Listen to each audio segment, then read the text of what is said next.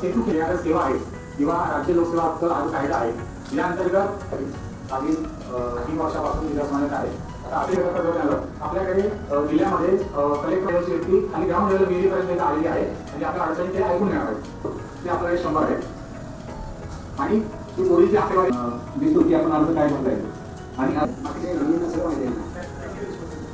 Sir आपल्या वतीनं जो होता की मुलींना लॉगिन जो आहे बायोमेट्रिक केलेला आहे।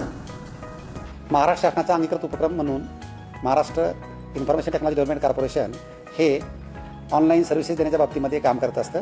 त्या कॉर्पोरेशनचा मॅनेजिंग डायरेक्टर म्हणून आज रोजी मी संभाजीनगर इथं आहे। 1027 सेवा शासनाने अधिसूचित केलेल्या आहेत। माननीय मुख्यमंत्र्यांनी 15 ऑगस्ट 2025 पूर्वी या सर्व सेवा एकाच पोर्टलवरून ऑनलाईन देण्यासाठी निर्देश सर्व विभागाप्रमाणे दिलेले आहेत आणि त्या निर्देशाचं अनुपालन करण्यासाठी आणि ग्राउंडचा फीडबॅक घेण्यासाठी आज मी संभाजीनगर इथे आहे।